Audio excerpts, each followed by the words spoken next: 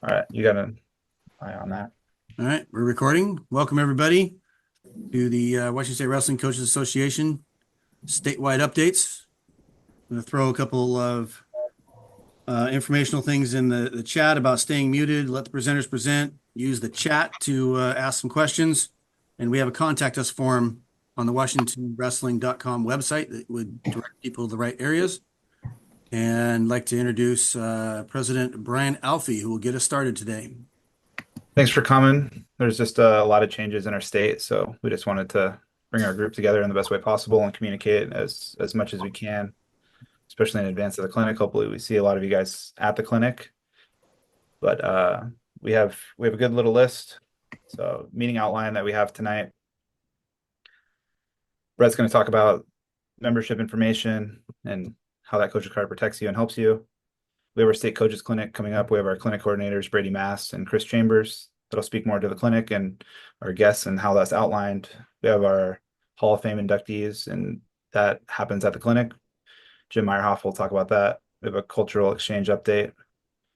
And then we'll get into straight to state. It's the things that we know, and dual meet state, things that we know. And then you can put questions in the chat anytime. We have a few people that are designated to answering those questions as we go through. We're really just going to power through quickly. And then at the end, we'll have time for some question and answers as we go. So the first thing we're going to do is we're going to give the floor to Brett Lucas for that's our board. Giving it to Brett Lucas here for membership information. Thank you. Welcome. Thanks for coming tonight. We just want you to join our association, and it's better to join it now so you gain the benefits of joining our association. We ask that everybody joins our association for our clinic. And what that does is it brings in money. We get a kickback from the Washington State Coach Association, and last year brought in $7,800 to our association, which we use for the clinic and we use for other things like cultural exchange and our scholarship.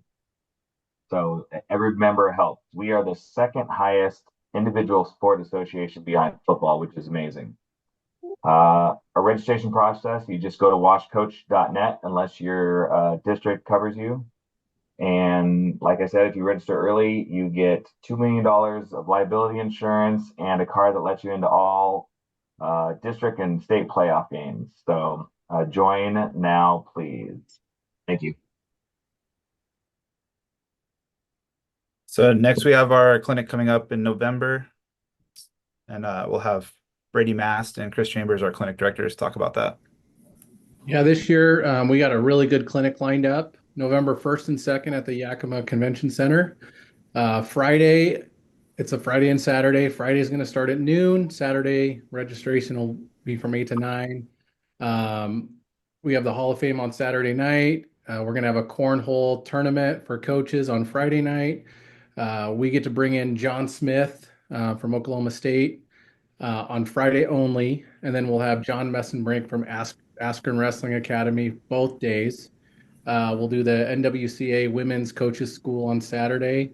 And I know, like Brett just said, we have the second biggest coaches clinic in the country. So that's really big. And we hope to see everybody out for that.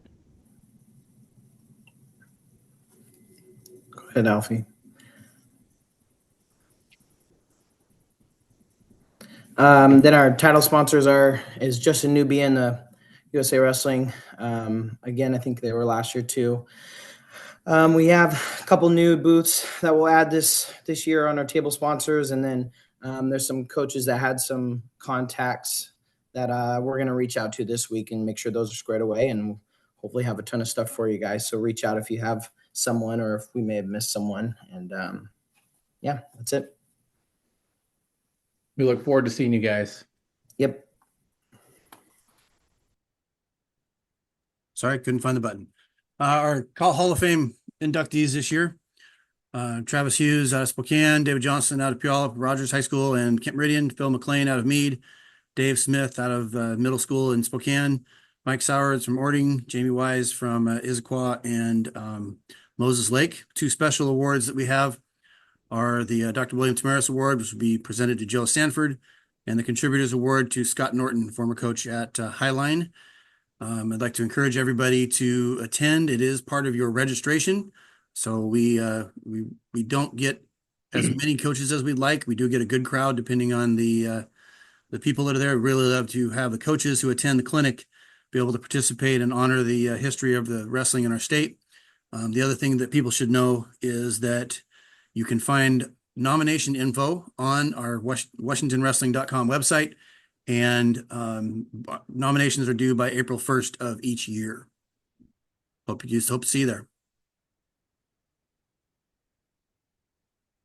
Moving along. So next is cultural exchange. I think Brett Lucas is going to step in and talk for Boomer. Yes, Boomer asked me to read the slide. There's no cultural exchange team this year, no incoming or outgoing this year.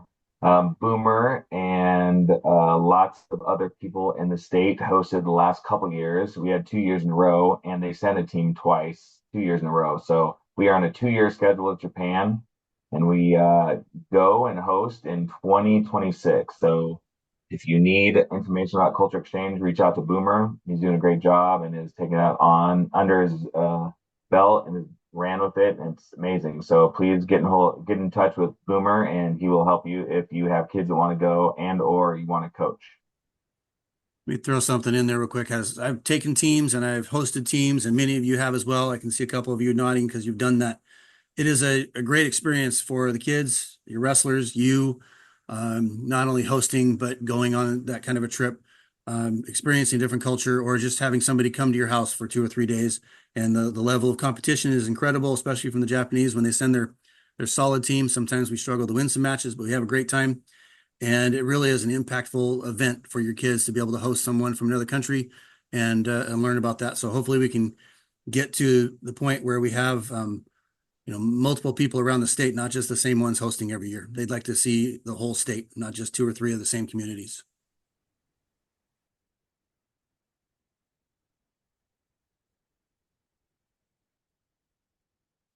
So next is me, and there's a lot of big changes in the state that you guys are aware of. Probably the biggest is straight to state and all that comes with it. So what is going on? What's happening? What do we know? It's going to be a 3-day format.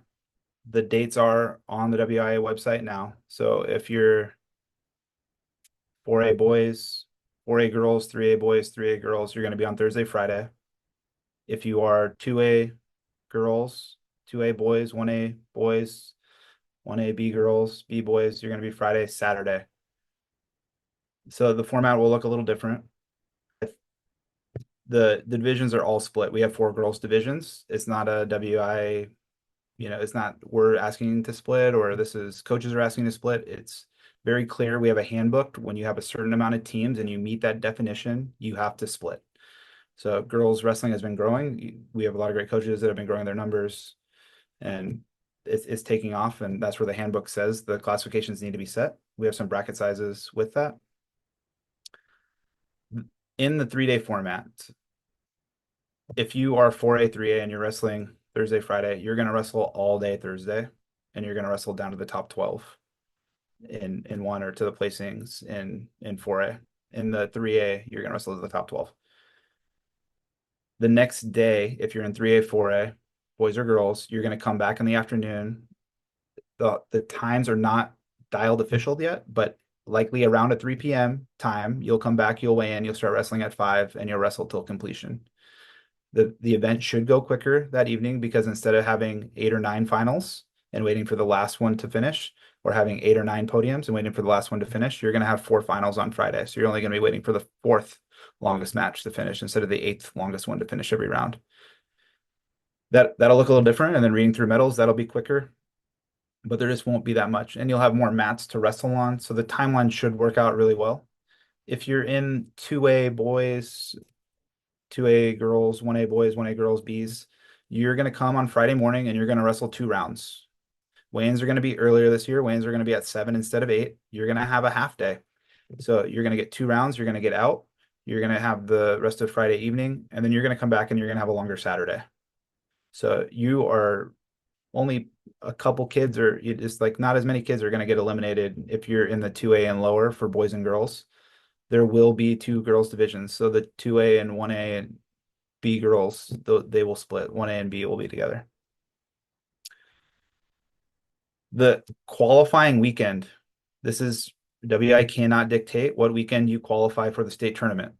They don't get to say everybody's going to wrestle on February 8th. They don't get to say everybody's going to wrestle on February 15th. Your league gets to make the decision on how you're going to qualify. The way it reads, I mean, you actually don't even have to wrestle a tournament. You can say these are our qualifiers. So the leagues really decide what they're going to do. But we are wrestling tournaments, but it just gives you an idea that the districts are in control of the qualifying process. So you are in one of 6 WI districts. So if you're in Ferndale, you're Ferndale to Shoreline, you're in District 1. If you're in King Cove Metro, you're in District 2. If you're down in Vancouver, you're in District 4. If you're in Eastern Washington, you're in District 5 or 6. Your district is given allocations. And that is, so now I'm coming to allocations here. You're given the allocations to the 6 districts. The districts are responsible for dividing up how those allocations come to the state tournament. So WI tells your district directors you have, it's roughly about half per team, but the way you can do the math is how your allocations are determined. You take the number of teams in your WI district, you divide by the amount of teams in your classification, and you multiply it by the amount of spots in your bracket. And that gives you an idea how many spots your district's going to have. Your district directors are going to take care of it. Your admins are going to communicate to you. People are probably asking if you want to wrestle on the 8th or the 15th. There's probably some areas that they're asking, do you want to just have it be in your league, or is it going to be the entire district coming together? The WIA is not going to decide what you do at the district level. They are not in charge. That's not how our state is run. The bracket sizes, if you're wondering what your bracket size is, there will only be one 40-person bracket. That'll be 3A boys. The 32-person brackets will be 4A boys, 4A girls, 3A girls, 2A boys, and 1B, 2B boys. And then 24-person bracket, 2A girls, 1A boys, and 1AB girls. The WIA has a handbook. This is the amount of teams you have. That's how big the brackets are. That's how they decide what the bracket sizes are. It's a process that applies not just to wrestling, but to every sport. So that's where they make the decisions on that. With the new format, we don't have seating is a really big conversation. That was a long discussion, and it's not completely finalized yet. But the consensus is that they are going to seed the entire event. So we're going to seed from, if your bracket's 1 to 24, we'll seed 1 to 24. If your bracket's 1 to 32, or if it's 1 to 40. What's really important, and maybe the biggest thing you need to take away from this meeting, you need to enter all your results into track. If you're already going to a tournament and those results are on track, that's going to sync to your wrestler's profile. But the seeding criteria that they're likely to adopt is very important that all your results are on track, because they're going to adopt a system that they're leaning towards a system that what Idaho and the NCAA have done. And it's a matrix format that compares everybody to each other in the bracket. And there's different criterias that they're talking through. Nothing's official. Justin Kesterson's coming to the coaches clinic, and he'll explain a little bit more and get in more depth of what that criteria is, and that's their place to say. But that's what they've talked to Idaho, they've talked to track. They have a lot of things that they've worked on. But also in those conversations, I can tell you that with the event being seeded out fully, they don't want to manipulate the bracket. So if the seeding falls that the 1 seed and 32 seed are from the same school, they're not going to move the bracket. So you could see, it's a very low chance. It's difficult. You have to have 2 wrestlers in the bracket, and it's a 1 in 32 times a 1 in 31 chance. They have 2 wrestlers in the bracket and they hit each other. It's not a very likely scenario, but it's a scenario that we will see. But the decision was made that they're not gonna move if that's the way the seeding points fall. If wrestlers can hit each other from the same team, they can hit each other from the same league in round 1. They can be in the same quarter. They can be on the same half. But what they're going to do is they're going to seed kids based on their track results in the best way possible. If you have dual meets, you need to put those dual meets into track. Track has free programs for duals. Finding a way to utilize this. Matt Boss is coming to the coaches clinic, and we're going to talk. They'll show you different ways that you can get them in. But head to head is very likely to be one of those criteria. Record versus common opponents is very likely to be one of those criteria. Overall wins is very likely to be one of those criteria. Those aren't official yet, but you are going to be rewarded if you enter your results for your kids into track wrestling when they comes time for them to be seated at the state tournament, because they will be measured against the entire pool of wrestlers. If you're thinking my kid's not the number 1 seed, your kid could still have a distinct difference between, being a 10 or a 32. It is important. It is very, very important to get your results into track.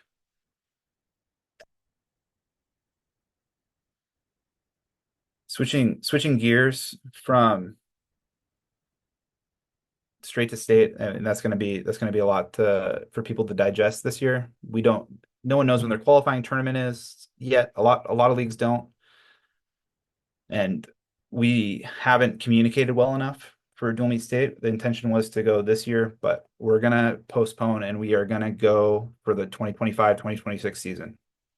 And this is the arc of dual meet state. This is the conversation. This is what's happening. Justin Kesterson, he's on NFHS boards. He's communicating with other people. He would like to have a dual meet state tournament. He knows the stats. They've been actively trying to install dual meet state. They want this to happen, but it's just not up to our WI directors with Mick and Justin saying we want dual meet state. We're going to make it happen. That's not how the WIA is structured. So, I mean, just stats from boys wrestling in states that have dual meet state have grown 7.78% versus only 4.41 in ones that don't have it. And girls wrestling has grown 1,500% in states that have a dual meet state tournament versus only 157 with ones that don't. We've seen in other parts of the country, Kesterson's talking with those people. This is a great way to grow wrestling in our state, and this is something that we should have. Kesterson and Mick, they're not in charge. They don't just get to snap their fingers and say we have dual meet state now. So we're in a climate where we have an executive board. It's made up of administrators. You have typically 2 from each district, and they vote on anything that gets approved. And it's these school administrators right now, we're in a climate of budget cuts, and to give one sport a second state tournament is very difficult when it's not created, and we're adding different financial burdens to everybody. So we knew that they're not going to approve it. They're not going to approve dual meet state in that way. So the next conversation became, well, let's do a foundation game model, because that waiver allows for an extra contest. So that was pushed by Kesterson and Mick. They pushed that in front of the executive board. It was voted down because there was concerns that, well, this opens up a loophole for basketball teams and volleyball teams to have tournaments, and that wasn't the intended consequence of having dual meet state. So what their game plan, they laid out a game plan for us on what to do next, and we've talked through it with them. We had a foundation game model that really had great framework to it, and we knew that it can work. So biggest thing, there is no entry fee to teams to participate in dual meet state. No entry fee. The WIA has said, if we can't get this through the executive board, they're not in control of our website. We can support dual meet state by putting dual meet state, WSWCA, dual meet state on the WI wrestling website. We can support it in that way. No entry fee to participate for teams is huge. I mean, what other tournament do you get to go to for free all year? Just the state tournament or your postseason events. We can create a foundation game waiver for a single duel. So if it is detrimental to you to not have that 16th outing and you have to use it for the dual meet state tournament, we are putting in our waiver, and it will get approved for the foundation game, where you can get to a 17th outing and you pay your fee to participate in a foundation game. That money goes to the WIA. So for the cost of roughly $200, you can add a 17th event. It has to be a duel. What they're pushing is, we need to create this, we need to do this, we need to have our system on how we're going to do it. They helped create our qualifying process, because if this is something that is created, this is something that's in our ecosystem, if it already exists, then it's easy for the executive board to adopt it. That's their argument to us. And the example they're giving to us is week 10 football. I'm not a big football guy, but week 10 football wasn't a thing, but now it's everywhere. So everybody's found this extra game, and once it's created and it's part of routines and the best programs, and people are consistently knowing how I qualify, how I get there, it's very easy to adopt it when it's part of a school ecosystem, when it's already part of something you're already doing. This isn't new for administrators. This isn't something to add. So this is the encouragement from WI leadership. Run your state tournament the way you would run your dual meet state tournament the way you would a foundation game. It'll look like the state tournament. So how does that overall outline look? Next season is going to be the first year. It's going to be on Saturday, January 31st. You will not pay to be in this event. You might have travel costs just like you would for some tournaments, but we're not, as a board, making money from this tournament in that way. The proceeds will go to the host site. We want to have people that are excited to host this. No one wanted to host regionals. You didn't make any money doing it. The qualifying process, talking through WIA with this, we have more flexibility and we can do this the right way. We don't have to just be in WI language in the handbook. There's a different way that we can do this, but we also want to give teams that kind of a heads up in advance that they qualify. So we do have some ways that you can automatically qualify for dual meet state. If you take top 8 at the previous year's state tournament, you earn an automatic qualifier spot. You will walk out of the Tacoma Dome and know that you qualify to be in the event next year. We have many of the host sites already locked down, so we'll have that list out for everybody. Tonight's not the night. If you win your dual title in the regular season, you earn an automatic qualifier spot. I think that this is really, really important for girls teams. It creates this atmosphere where you need to figure out who your dual champion is. And even if in Wesco, what they've done with the girls side is they have one night, everybody brings their dual teams for that night and they figure out who the league champion is, even if they're not at the place yet, where you can just have a full calendar of duels. You can still make an effort to tell us who is your dual champion. That's something that we need to have as an area. We need to know who's winning the league title. Girls should be rewarded in the same way that the boys are. And then we have committees. A lot of the committees are already in place for each classification, and those will be announced and shared. But every committee will have 3 or 4 teams, and there will be a application process for an at-large bid on your body of work. And we'll tell people what the order is that they can go. And so some people might be in an alternate spot where the host sites very often are going to be by proximity on where we can put them where most teams can get to them in a day. We don't want to put tournaments up at Ferndale or Vancouver. We want to be practical about it so that if people are coming and they just qualify the week before, we're going to be very smart about where we put these ones, knowing that, it makes sense to have 2A tournaments closer to 2A teams and 3A tournaments closer to where the majority of the 3A teams are. Tournament seating, team awards. The Coaches Association has made a commitment that we will have the wood trophies that WIA has, and we will be going out to 8 spots. That's a huge deal. So the trophies will look just like the same ones that go in your trophy case at your school. When you bring it back, you're bringing back a state trophy that looks just like WIA, just one little different logo in it, but it'll match and be a replica to what they have. Other sports, I know wrestling, we just have 4 trophies, but other sports have 8. And this is our team event. We can have 8 spots for our team event. The tournament seating, that format's been created. We've had multiple committees get together and work through this, but participating teams in the event, the week of the event, will be asked to rank the tournament field. Those points of the coaches participating, ranking the field, that'll determine how we're seating the tournament when we come there for that Saturday. We've created modified brackets. These brackets, everybody's going to get 2 duels guaranteed. So if you come, you're going to get 2 duels, but also we acknowledge it's at the end of the season. No one wants to wrestle all the way back for 6 duels. We're not going to do that. We're going to have modified brackets. We're going to limit teams. You can't have more than 20 teams. Ideally, 16 to 20 is the sweet spot, just depending on how many league champs or auto qualifiers we have. But we're going to limit teams to 4 duels or less in the bracket as well. So that with the modified bracket. So we're going to adopt more of a basketball type bracket where they don't come all the way back for a true third, but we're going to reward people placing in the same way. And as mentioned before, these events are going to be held at local high schools. So local high schools will be in charge of collecting the gate and paying for the officials. They're not going to collect entry fees, but we know the gate will be substantial based on previous events that have been in this spirit. So that's kind of the big picture outline that we have for everything. There's a lot that's changing in the state this year. We just didn't feel like dual meet state, we knew we had a ton of pillars in place. We have a really great outline. We have a ton of WIA support. We feel really good about the direction of it. There's just, for all the coaches, we're respectful of the fact that there is a lot of changes this year. You don't know how many allocations you probably have to state yet, based on what communication you've had from your administrators. You might not even know what weekend your district tournament is going to be, so it's hard to commit. You might be more inclined to come to when you kind of see that you're going to have one weekend off. You're going to either have the weekend of the 8th or the 15th off. Some of you might decide to go 2 weekends. It just, everybody wants to kind of know all these big unknowns for your qualifying process. And just until a couple weeks ago, a lot of you didn't even know what weekend you're wrestling at the state tournament. And so we wanted to be really prompt with our information and get it to you guys quickly.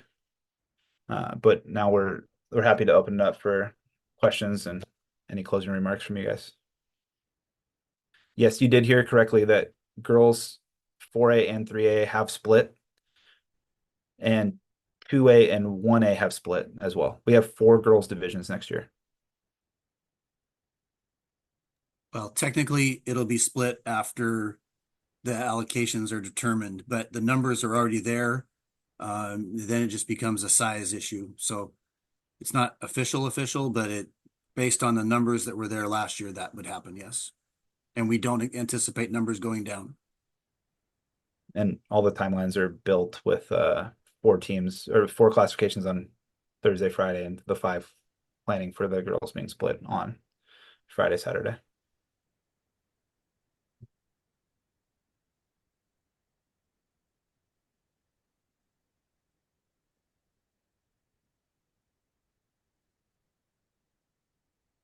Dual tournament will not happen this year. Dual tournament will happen 25-26 season, Saturday, January 31st. To reiterate, if you take top 8 in state this year, you walk out of the Tacoma Dome knowing that you automatically qualified for the tournament next year. If you win your league tournament in the 25-26 season, winning your league tournament will qualify you for the tournament. And then the remaining spots are to at-large bids. Tim, could you answer that question about the state format? Me? The Go ahead. the Well, I was going to try typing it, but how did we get to this point? I think the growth to 9 divisions makes a big difference. Trying to run 9 finals, trying to run 9 tournaments at the same time, seating actually in the Tacoma Dome, and parking for teams and parking for fans and lines at concessions and many things that we've seen the last probably 5 to 8 years with the growth of wrestling and in the Tacoma Dome. I think it's a natural reaction. It's just it's been talked about for many years. The hard part is it doesn't sometimes leave the executive board of the smaller groups that are around the state. But I think we're at that point, and it's a good step because it does allow us to showcase what we need to, but also honor the time for people. And running 9 finals is not the most fun. 7 was tough. So that wasn't a great convoluted answer, but it was an answer. Good comment about top 8 teams previously don't always mean good enough to compete the next year, with graduations being a big factor. But yeah, that is a very accurate comment. But most times they are good enough to be there. And it also solves for a different issue. If you're in the Spokane area and you have U-High and Mount Spokane and Meade, and you have all these great teams that are taking top 4 in state, you're also solving for not all of them can win their league title. So it does fix some other issues, and it is nice to know that part of your tournament field is already set. So those are the teams that probably do deserve, and it's the only event that everybody was on the same playing field that had the same opportunity, albeit with some graduations. Question about what else to expect. Oh, there we go. Okay. Main clinicians, breakouts, try to address things that coaches need to know. I think the women's clinic from the WSWCA is also going to be a highlight. They go around the country, and we're one of the places they really want to invest in because of the growth that we've seen from women's wrestling. And John Smith, I mean, if you can get there Friday, how many times are you ever going to get to see a chance to learn from one of the greatest wrestlers ever in our sport? And he's got a little bit extra time on his hands now that he's not coaching. So glad that he's coming up. I'm sure that Saturday's sessions will be wonderful as well. But I mean, John Smith is a huge draw if you can make it there on Friday. We're not, I mean, everything that WI does is by handbook. To the question of why not have a 1-day tournament, 3 days for a true state champ, everything's done by handbook. So we follow everything that is laid in place, guidelines, allocations. It's ran by the executive board. So WI works, but they still have to approve everything through executive board, and everything we do has to mirror other sports. So that's not a reality we'll ever be in.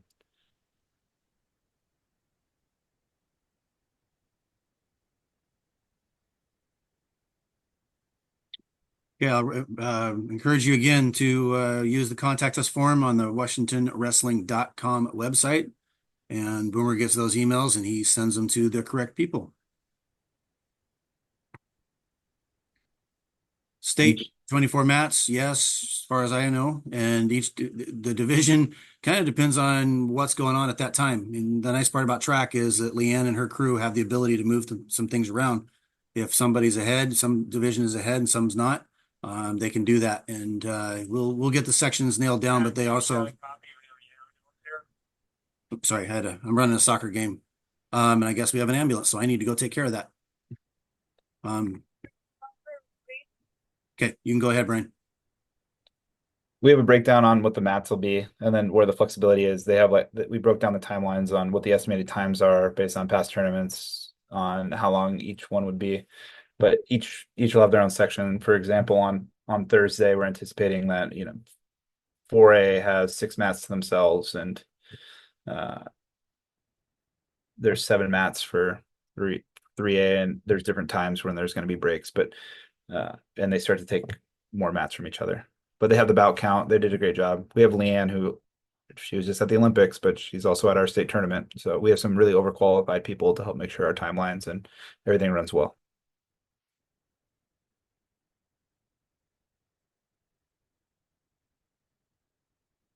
So, yep, still will be running 24 mats. All right, Mr. Alfie, that was about 30 minutes. Well done on the timeline. I encourage you to,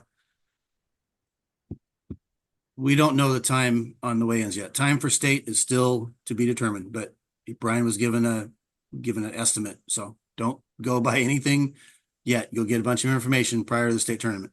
Correct. Yeah. But I was clear that roughly around that time, we just don't know exactly what's going to be dialed in yet. But definitely use the contact us form. And I think we can probably wrap it all up. Thank you for your attendance. We'll try to push this out. I hope I can take the recording and get it ready for everybody that wasn't able to join us tonight. Thanks for coming. See you guys in November. Thanks, Sean. Later. See ya.